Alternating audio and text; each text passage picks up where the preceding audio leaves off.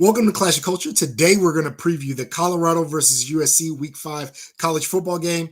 Colorado obviously coming off of a devastating loss to Oregon. USC with Caleb Williams. A lot of hype for this game. A lot of storylines. And we're going to see really what this Colorado team is about and this USC team is about. I think USC's had some games where they really haven't been impressive. And there's some concerns about their defense and how good they really are. And like I just mentioned, that Oregon game kind of put a stain on what was probably the Cinderella story of the college football season so far, with a Colorado team that started 3-0. So, Steven, what's your thoughts on this game? So this game, obviously, we talked about the Oregon-Colorado game last week, and I haven't been a fan of Colorado. I think this game. Wait a minute. Let's stop. When you say you're not a fan of Colorado, what do you mean? So when I say I'm not a fan, not of the team or Deion Sanders or the players, like you just I'm not a fan of the idea of Colorado being such a great team based off the first 3 weeks, and then after they lose to Oregon, they were in a rebuild. That it wasn't the same energy you guys had against Nebraska and Colorado State, but that's neither here nor there. In this week's game, what we're talking about, I think Colorado has a chance to kind of erase the stain of last week. I think I do have USC winning this game, but I think they're going to put up more than 6 points. I think they have a legitimate chance. The over on this game, over-under is at 73.5 points. That is such a high number, but I think they're going to smash that. I wouldn't be surprised if this is like a 63-35 type game. So if you were betting this, you'd bet the over on this. For sure. USC has put up consistently, 40, 45 points a game or something crazy. All their games, 56, 66, 56, 42. So 42. Yeah, so somewhere in the 50s, it's got to be. And Colorado has scored in the 30s and 40s outside of last week's game. So I would expect both teams to be over 30 points. I would be surprised if USC is able to cover the 21-point spread just because USC's defense hasn't been that great. But the only way I think USC covers that 21 points is if they just put on a hurting. If they score like 70 points and kind of like the Dolphins-Broncos game. If it's something like that, like 70-20, where Colorado's still scoring, but Oregon just, is 88 and out the gate, just scoring as much as they can. That's the only way I see them covering that.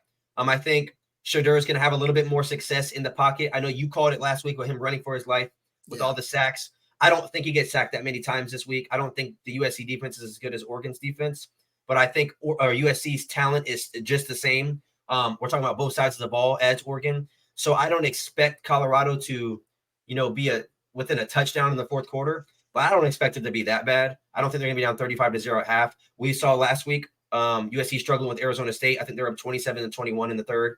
Arizona State, I don't think is better than Colorado. So I think if Colorado can keep it a touchdown game late, Shedeur is able to rally around, the rest of those guys. I think he can make it a ball game. I would be very surprised if Colorado won. And if they do, even if I said the same thing about Oregon, again, I have Colorado going like 6-6 this year, 5-7. I've been on record saying that from the preview.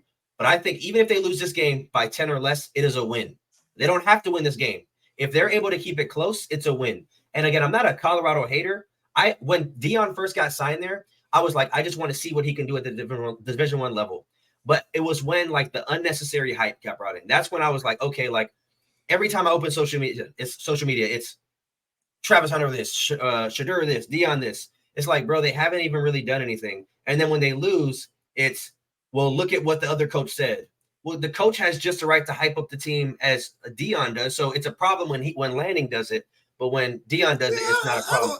I don't think it was necessarily a problem.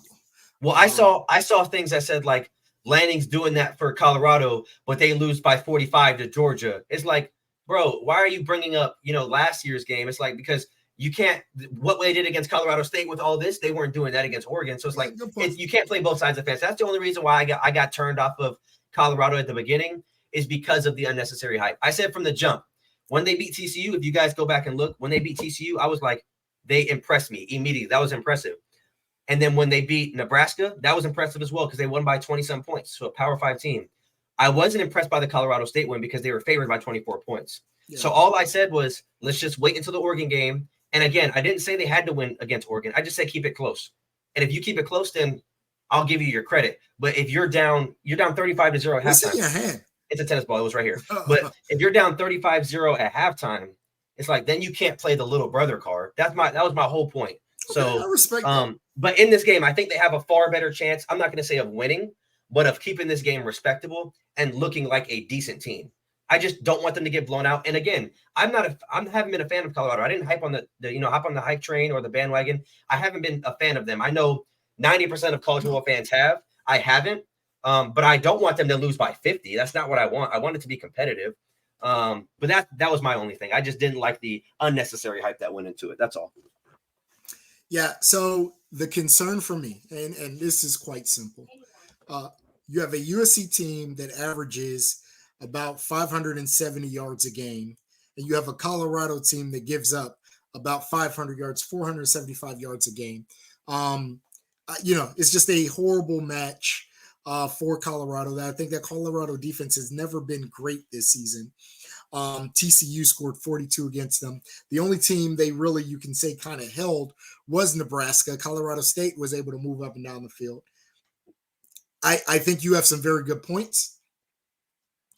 Shador is probably not going to be under attack the same way he was in that Oregon game. But in a shootout, shootouts are what USC does. They've won in shootouts last year. This is a style they play.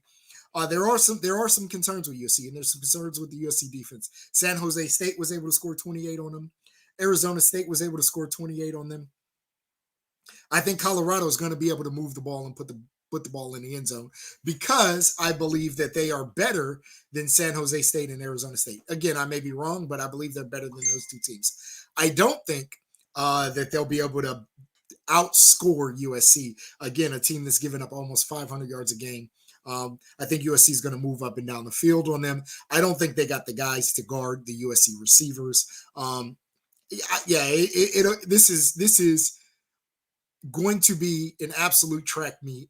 And in that, in a game that's a track meet, I don't think Colorado has the weapons to match up for a long time. I'm going to put them at about, and I'm not going to give my full prediction, but at about similar to how Arizona State looked. I feel like if I was betting, and I think we said 21, right? 21 is the line. Mm-hmm. I this one would be close. I would probably bet.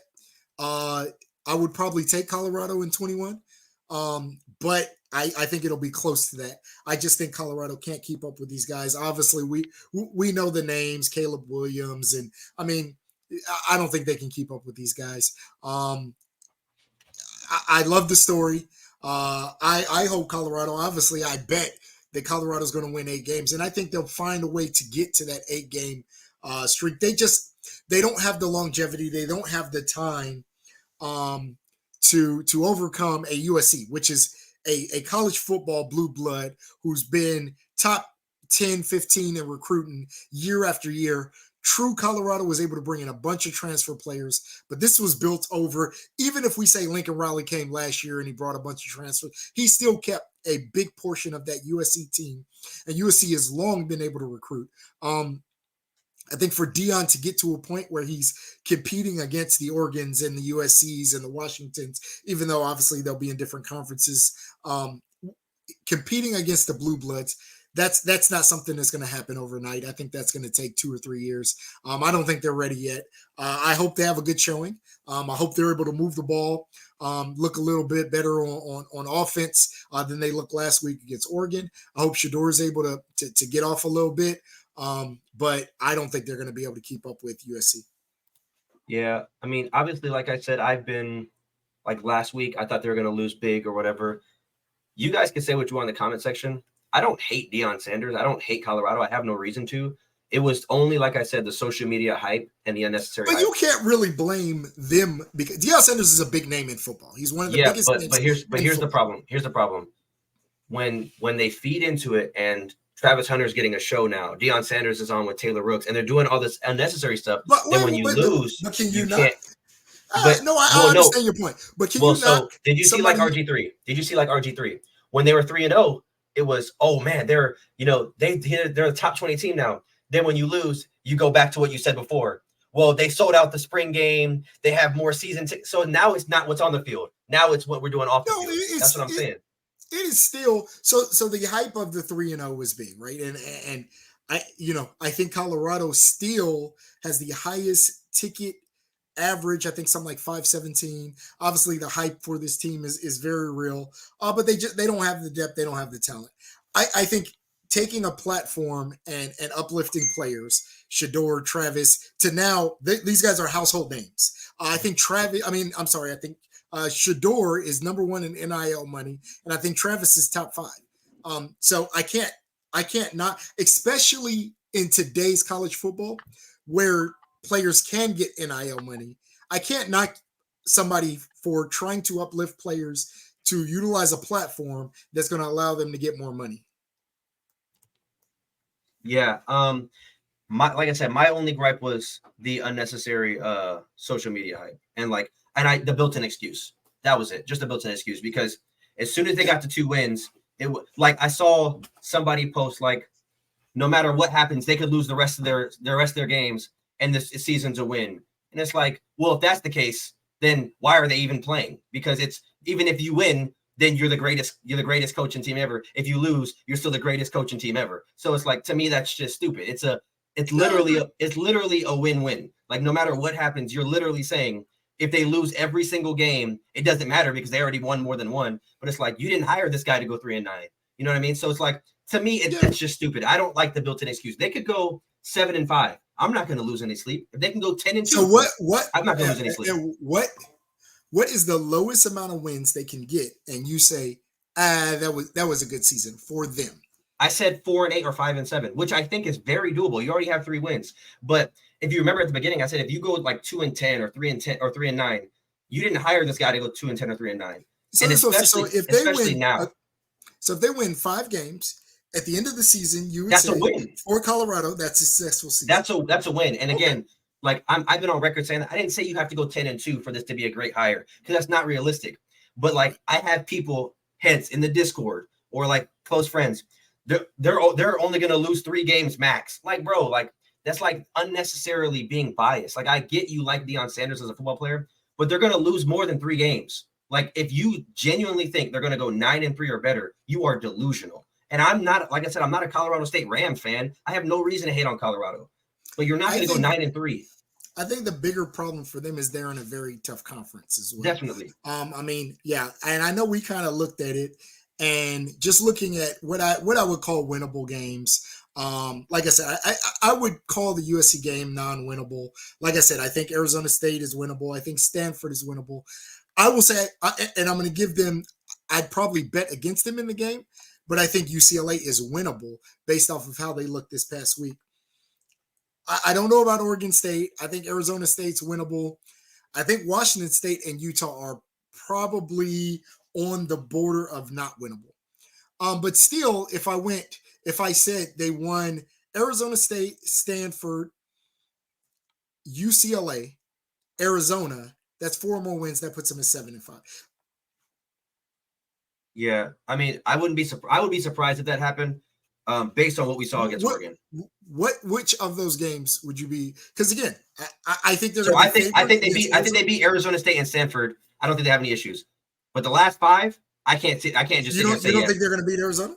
If I think they're going to be in the last 5, I think they'll be underdogs in every one of those games. I think it's also going to come down to how they look this week, because if they get the doors blown off them again, then it's going to be hard for me to favor them against a team like Arizona, who's 3-1, who lost in overtime to an SEC team. I don't know if you can be a favorite against a team like that, who has a great quarterback in their own right. Obviously, that's in another month and a half. When you say an SEC team, we're talking about Mississippi State. We're not talking about if Mississippi State played Colorado, I think Mississippi State would be the heavy favorite. Yeah, maybe. I don't know. That's heavy. And I'm going to say, if they played right now, I'd say it'd be a push. If they played today. You are wilding out right now. No, I'm talking about the line. You crazy. I'm talking about the line. I think it'd be a push. If those of you guys who stuck around with us this far, please do us a favor, like, comment, subscribe to that notification bell. We post college football content every single day. Tomorrow we have our live show, 8 o'clock Eastern, 5 p.m. Pacific. We're going to be previewing all of Week 5's games. Friday, we're going to be dropping our Utah versus Oregon State preview for that Friday matchup. We appreciate you guys so much. We're still on the road to 1,000 subscribers. We're going to be giving away our signed Heisman jersey Pickem and the Discord link is in the description. Please join those. We will see you guys tomorrow at the live show. Peace out.